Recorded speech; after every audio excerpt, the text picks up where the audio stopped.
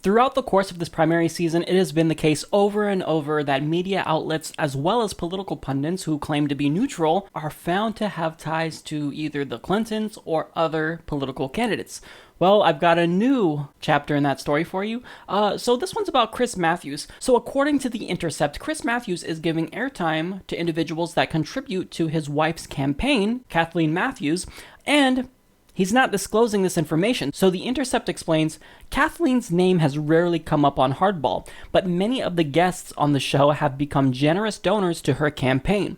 And the transparency Matthews promised has not extended to mentioning that to his audience. Using Federal Election Commission data and Hardball transcripts, The Intercept has identified 48 frequent guests of Matthews' program who have made donations to the Kathleen Matthews for Congress campaign. These individuals, their spouses, or their political action committees donated $79,000 as of December 31st, 2015, about 5% of the $1.5 million Matthews had raised as of that time. So it's not the case that they're just donating little bits of money here and there. This is 5% of 1.5 million. That's pretty significant. So now they also explain some of the guests have made donations after they were on the show, in some cases long after. But in at least 11 of these cases, Hardball guests appeared on the program after Kathleen Matthews announced her candidacy, and without any disclosure of the donations. And in at least 3 of those cases, the donations came within days of the MSNBC appearance. Now, this looks suspicious, but it surprisingly or unsurprisingly doesn't break any of the FEC rules. But one of the donors who was on the show, who donated to his wife's campaign, Steve McMahon, a consultant for Purple Strategies, had this to say when The Intercept reached out to him. Now, this is a regular guest who maxed out to Matthews with a $2,700 donation. And he says that it is inherently sexist for anyone to suggest that Kathleen Matthews isn't doing this on her own. Unbelievable. Unbelievable. If you see a conflict of interest that looks suspicious, don't point it out if it's a woman, otherwise you're going to be labeled as a sexist. This is the same exact thing that Hillary Clinton surrogates do to Bernie Sanders and his supporter. What? You think that Hillary Clinton might be beholden to Wall Street? You're a sexist. See, you can't criticize a female candidate even if you have factual evidence of a conflict of interest or direct corruption.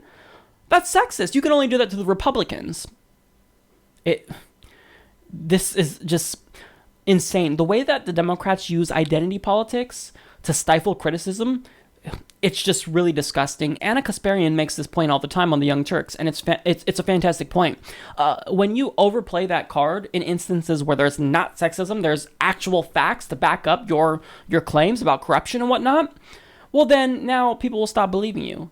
They're going to chalk up claims of sexism to nothing, when there are still legitimate claims of sexism to be made against female candidates. So, for example, if you criticize Hillary Clinton for her hairstyles or what she's wearing, or criticize her for yelling, for example, even that can be construed as sexist, legitimately so, in my opinion. People may disagree with that, but when you actually have evidence of a conflict of interest or corruption, it's not sexist to point it out, and this is what they do to put themselves above criticism and stifle any complaints about them. Don't point out the fact that a female candidate may be corrupt just like males, otherwise you're sexist. Well, guess what?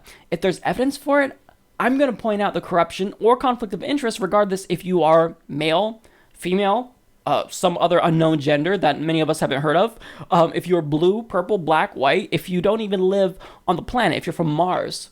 I'm going to point out corruption where I see it.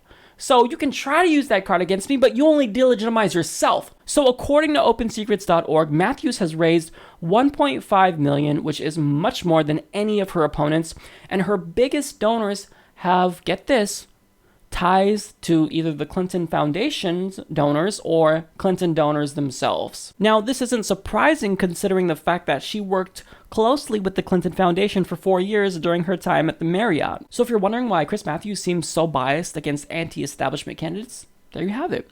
He loves the establishment. His wife is fighting so hard to be part of the establishment, and because of the fact that she's raised so much money, she may very well get her wishes.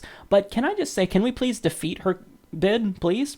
We don't need any more corporatist Democrats to get in office, and we certainly don't need one whose husband can give her a national platform and do propaganda for her. The media is supposed to be unbiased. They're supposed to be objective. So it doesn't matter that your wife is running, you're supposed to report the facts. But there's evidence here that if you donate to Kathleen Matthews' campaign, well, you're going to get some airtime there, and you could promote your book, you could promote your political campaign, you could do what you want, because these are a bunch of different people who's donating. Claire McCaskill is one of them. So she can go on there, promote her campaign, and so it's not a direct quid pro quo, but clearly there's a direct conflict of interest, and also it's unethical. But you better be quiet. Shh, don't point out the corruption because she's a female candidate and you don't want to be labeled sexist, do you? So shut up. Don't mention corruption. You can only do that for the Republicans, not Democrats. You can't be objective. You have to be neutral. You have to play team politics where you're on Team Democrat, rah, rah, rah, and you support them no matter what. Well, sorry, doesn't work that way. And Chris Matthews, you are not a real journalist. You are a pseudo-journalist, and you're smug, you're pretentious. Nobody likes you on the left or the right. And the fact that you're bolstering your wife's establishment bid for Congress is disgusting. I get that it's your wife and you want to support her, and you could do that. You could even be open about supporting her on the show, and you are. But it's inherently misleading and unethical to get guests on the show presumably on the basis of their support for your wife. So if I have an interesting story or something to talk about, you're not going to have me on unless I donate to your wife? I mean, I'm sure that he's not, like, telling them, well, you want to be on? You better donate to Kathleen. I'm sure that's not the case, but he's probably, nudge, nudge, you know about my wife's campaign, right? Well, if you want some airtime, I might be able to help you out if you help us out. Wink, wink, wink. It's despicable. It's disgusting. And if MSNBC had any shred of integrity left, they would cancel Chris Matthews' shitty show.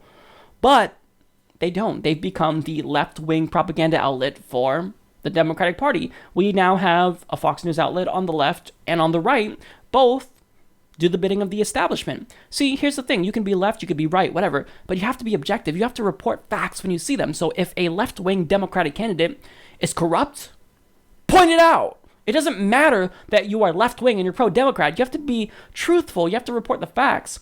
But they don't do that, and it's disgusting. And Chris Matthews, again, not a journalist, is a shill of a journalist. He is someone who just does the bidding for the establishment. He's pro-Democratic propaganda 100%.